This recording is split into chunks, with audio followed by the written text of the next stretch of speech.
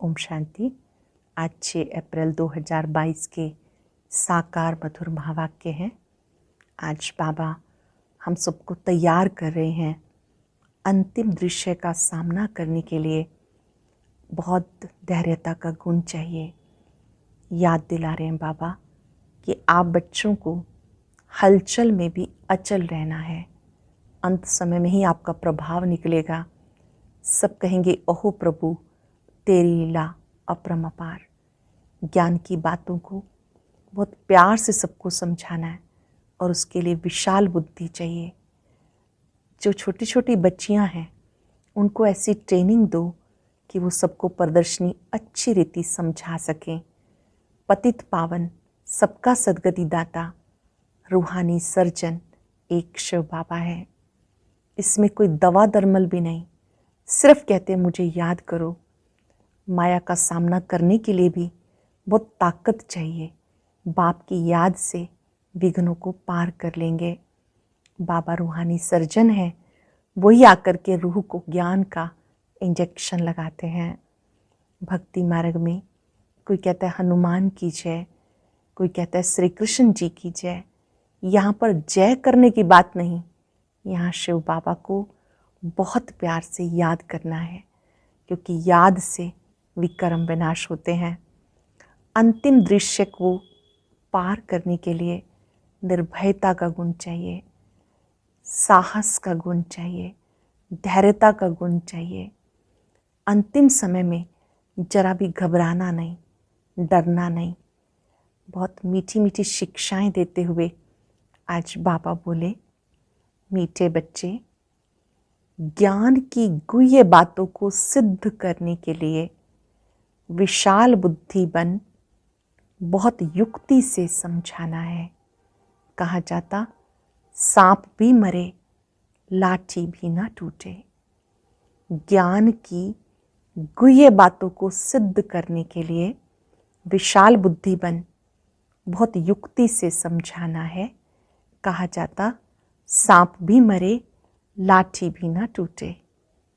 Question है, हाहाकार के समय पास होने के लिए कौन सा मुख्य गुण जरूर चाहिए?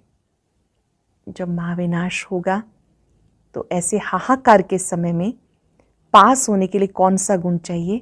धैर्यता का। लड़ाई के समय तुम्हारी प्रतीक्षता होगी। जो मजबूत होंगे वो ही पास हो सकेंगे। घबराने वाले नापास हो जाते हैं। अंत में तुम बच्चों का प्रभाव निकलेगा, तब कहेंगे ओहो प्रभु तेरी लीला अपरम अपार। सब जानेंगे गुप्त वेश में प्रभु आया है। अंडरलाइन करेंगे, सभी जानेंगे गुप्त वेश में प्रभु आया है। क्वेश्चन है, सबसे बड़ा सौभाग्य कौन सा है? सबसे बड़ा सौभाग्य कौन सा है? स्वर्ग में आना भी सबसे बड़ा सौभाग्य है। स्वर्ग के सुख तुम बच्चे ही देखते हो। वहाँ आदि मध्यांत दुख नहीं होता। ये बातें मनुष्यों की बुद्धि में मुश्किल बैठती हैं। स्वर्ग में आना सबसे बड़ा भाग्य है। स्वर्ग के सुख तुम बच्चे देखते हो। वहाँ आदि मध्यांत दुख नहीं होता। ये बातें मनुष्यों की बुद्धि में मुश्किल बैठती हैं। गीता नई उम्र की कलियाँ। ओम शांति। भगवानुवाच।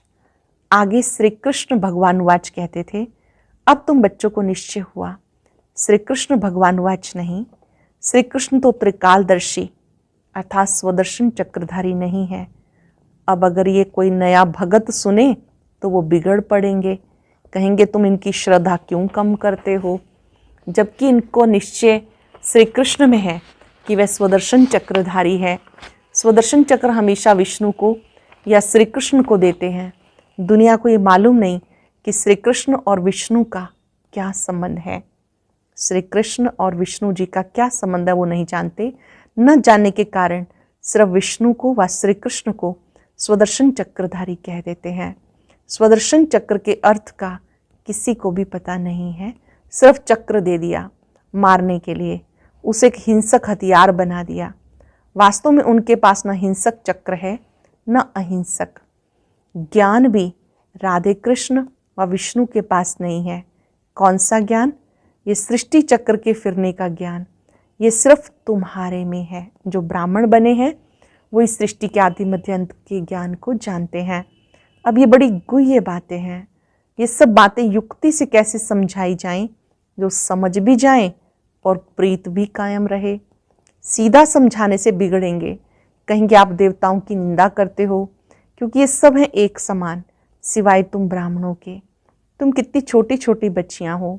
बाबा कहते छोटी छोटी बच्चियों को ऐसा होशियार करना चाहिए जो प्रदर्शनी में समझाने के लायक बने। जिसमें ज्ञान है वो आप ही ऑफर करते हैं, हम प्रदर्शनी समझा सकते हैं।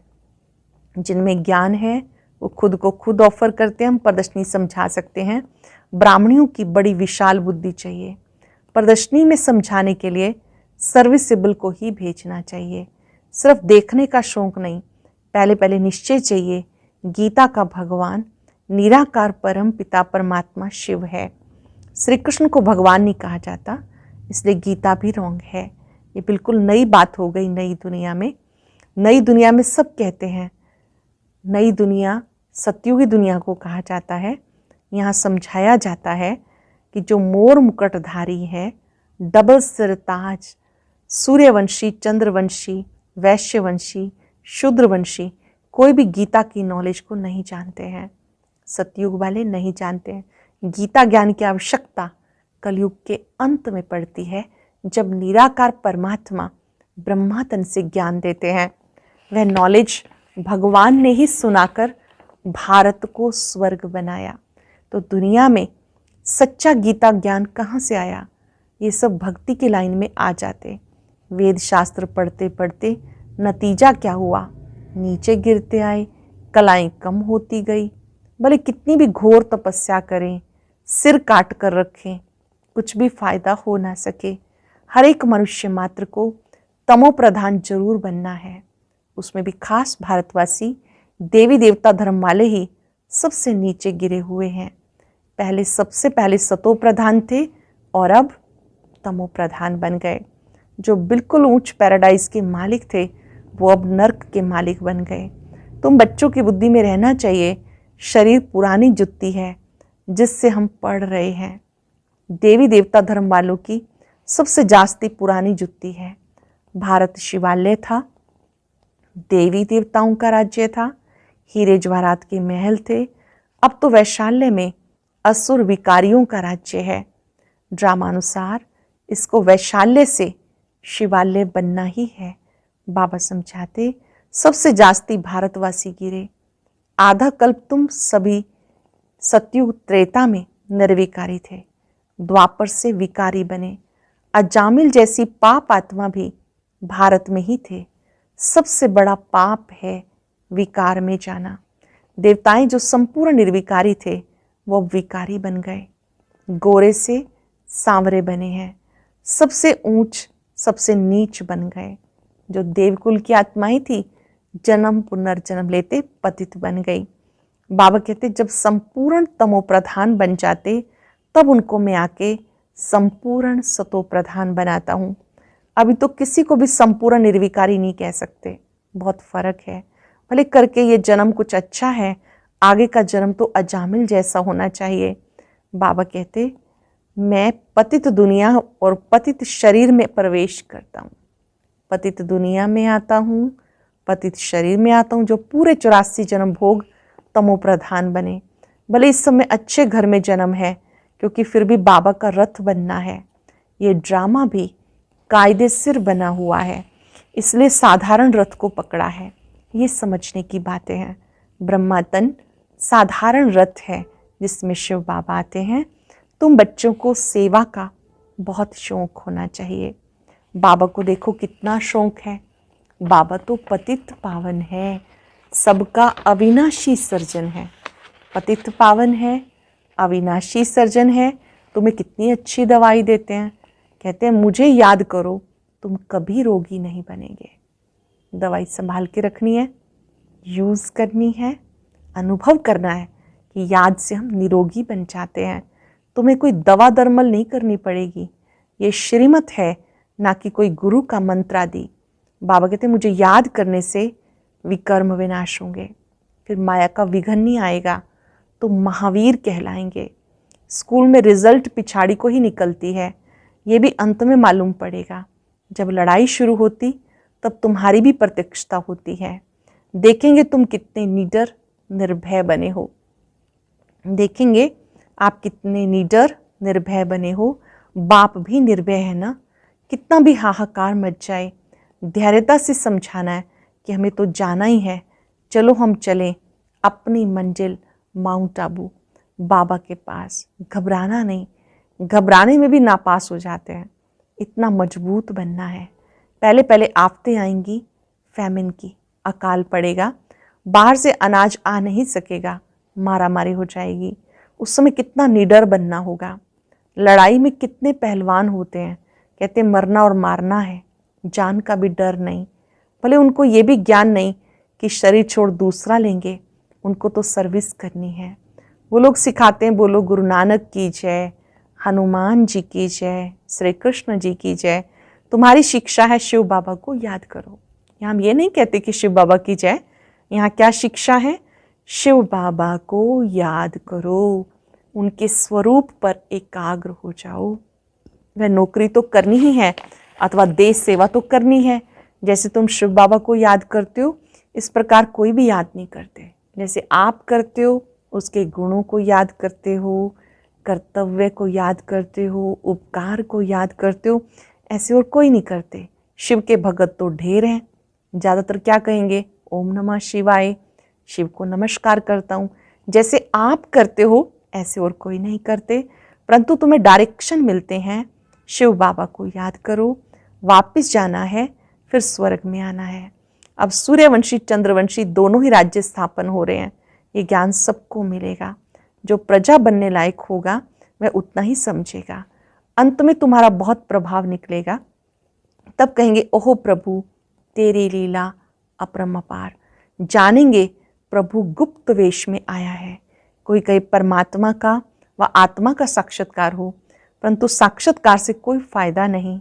समझो सिर्फ लाइट चिंगारी देखी, परंतु समझेंगे कुछ भी नहीं कि ये कौन है, किसकी आत्मा है या परमात्मा है। देवताओं के साक्षात्कार में फिर भी कुछ भवका होता है, खुशी होती है। यहाँ तो ये भी नहीं जानते कि परमात्मा का रूप क्या है। अगर कोई श्री कृष्ण जी को देखे, श्री राम जी को देखे तो उस स्वरूप में फिर भी भवका है। कोई ज्योति स्वरूप को देखे तो उसमें इतना भवका नहीं। जितना पिछाड़ी होती जाएगी, बाबा बुद्धि का ताला खोलता जाएगा। स्वर्ग में आना ये भी सौभाग्य है। स्वर्ग के सुख और कोई देख ना सके। स्वर्ग में यथा राजा तथा प्रजा रहते हैं। अब न्यू दिल्ली नाम रखा है, परंतु न्यू भारत कब था? ये तो पुराना भारत है। नए भारत में सिर्फ देवता धर्म था, बिल्कुल थोड़े थे, अब तो बहुत है। कितना रात दिन का फर्क है। अखबार में भी समझा सकते हैं। तुम न्यू दिल्ली न्यू भारत कहते हो, परंतु नव भारत न्यू दिल्ली तो नई दुनिया में होगी, वह तो पैराडाइज होगा। सो तुम कैसे बना सकते हो पैराडाइज? फिर से कैसे बना सकते हो? यहाँ तो अनेक धर्म है, वहाँ एक ही धर्म है। ये सारी समझने की बातें हैं। हम सब मूल वतन से आए हैं। हम सब आत्माएं ज्योति बिंदु स्टार हैं। जैसे स्टार आकाश में खड़े हैं, कोई गिरते भी नहीं, ऐसे हम आत्माएं ब्रह्मांड में रहती हैं। बच्चों को मालूम पड़ा निर्वाण धाम में आत्मा बोल ना सके क्योंकि शरीर नहीं है। तुम कह सकते हो हम आत्माएं परम धाम की रहने वाली हैं। परम धाम में सब ज्योति बिंदु आत्माएं हैं, शरीर नहीं है, तो कैसे बोल सकती है आत्मा? ये नई बात है। शास्त्रों में लिख दिया आत्मा बुदबुदा है, सागर में समा जाती है। तुम अब जानते हो कि पतित पावन बाप सबको लेने के लिए आए हैं। 5 वर्ष के बाद ही भारत स्वर्ग बनता है। ये ज्ञान किसी की बुद्धि में नहीं है, बाबा आके समझाते हैं। हम ही राज्य लेते हैं, हम ही राज्य गवाते हैं। No and. ड्रामा से कोई छूट नहीं सकता। कितनी सहज बात है, परंतु किसी की बुद्धि में ठहरती नहीं। अभी आत्मा को अपने 84 के चक्र का मालूम पड़ा है, जिससे चक्रवर्ती महाराजा महारानी बनते हैं। सब खत्म होने वाला है। विनाश सामने खड़ा है, फिर क्यों लोभ जास्ती करें धन इकट्ठा करने का? विनाश सामने खड़ा है, फिर क्यों लोभ करें धन इकट्ठा करने का? सर्विसेबल बच्चा है, तो उसकी यज्ञ से पालना होती है। सर्विस नहीं करते तो ऊंच पद भी नहीं मिलेगा। बाबा से पूछ सकते हो, हम इतनी सर्विस करते हैं जो ऊंच पद पाएं? क्या हम इतनी सेवा करते हैं जो हम ऊंच पद पाएं? बाबा कह देते, आसार ऐसे दिखाई देते हैं जो तुम प्रजा में चले जाएंगे। यहाँ भी मालूम पड़ जाता। छोटे छोटे बच्चों को भी सिखाकर बहुत होशियार बनाना चाहिए, जो प्रदर्शनी में सेवा करके शो करें। छोटे छोटे बच्चे समझाएंगे, दूसरों पर भी अच्छा प्रभाव पड़ेगा। उनको भी तैयार करना चाहिए कि वो औरों को चित्रों के द्वारा ज्ञान दे सकें, प्रदर्शनी समझा सकें। अच्छा, मीठे मीठे सिक्के लदे बच्चों प्रति माता पिता बाप दादा का याद प्यार, गुड मॉर्निंग। रूहानी बाप की रूहानी बच्चों को नमस्ते। रूहानी बच्चों की रूहानी बाप दादा को नमस्ते, गुड मॉर्निंग। शुक्रिया बाबा, शुक्रिया। धारणा के लिए सार। पहली पॉइंट, बाप समान निर्भय निडर बनना है। बाबा जैसा निर्भय निडर बनना है। धैर्यता से काम लेना है, घबराना नहीं है। विनाश सामने है, इसलिए जास्ती धन इकट्ठा करने का लोभ नहीं करना। ऊंच पद के लिए ईश्वरीय सेवा कर कमाई जमा करनी है। ऊंच पद के लिए ईश्वरीय सेवा कर कमाई जमा करनी है। वरदान है, सर्व खजाने जमा कर रूहानी फकुर में रहने वाले बेफिक्र बादशाह भव। सर्व खजाने जमा कर रूहानी फकुर में रहने वाले बेफिक्र बादशाह भव। बाप दादा द्वारा सब बच्चों को अखुट खजाने मिले हैं। जिसने अपने पास जितने खजाने जमा किए उतना उसकी चलन और चेहरे में वो रूहानी नशा दिखाई देता है। जमा करने का रूहानी फकुर अनुभव होता है। जिसे जितना रूहानी फकुर रहता है उतना उनके हर कर्म में वो बेफिक्र बादशाह की झलक दिखाई देती है। क्योंकि जहाँ फकुर है वहाँ फिक्र नहीं रह सकता। जहाँ फकुर है, नशा है, वहाँ फिक्र नहीं रह सकता। जैसे बेफिक्र बादशाह हैं वो सदा प्रसन्न चित्त हैं। जो बेफिक्र बादशाह हैं वो सदा प्रसन्न चित्त हैं। स्लोगन है, ज्ञानी तो आत्मा वह है जो ज्ञान डांस के साथ संस्कार मिलन की डांस जानता है। ज्ञानी तो आत्मा, ज्ञान का स्वरूप उसे कहेंगे जो ज्ञान डांस के साथ साथ संस्कार मिलन की डांस भी जानता है। एक दूसरे के साथ संस्कार मिलाना जानता है। आज हम अभ्यास करेंगे, रूहानी फकुर में रहने वाला मैं बेफिक्र बादशाह हूँ। बेफिक्र बादशाह वही है जो सदा ईश्वरीय नशे में है। बाबा ने मुझे अपना बनाकर बेफिक्र बादशाह बना दिया। जहाँ फकुर है वहाँ फिक्र नहीं। जरा भी फिक्र है अर्थात ईश्वरीय नशे को भूल गए। बाबा मिला, सब कुछ मिला। और अब सुनते हैं आज का अव्यक्त ज्ञान मोती। ये एक बहुत संस्कारितापूर्ण वीडियो है, जरूर देखें, कोई भी मिस ना करे।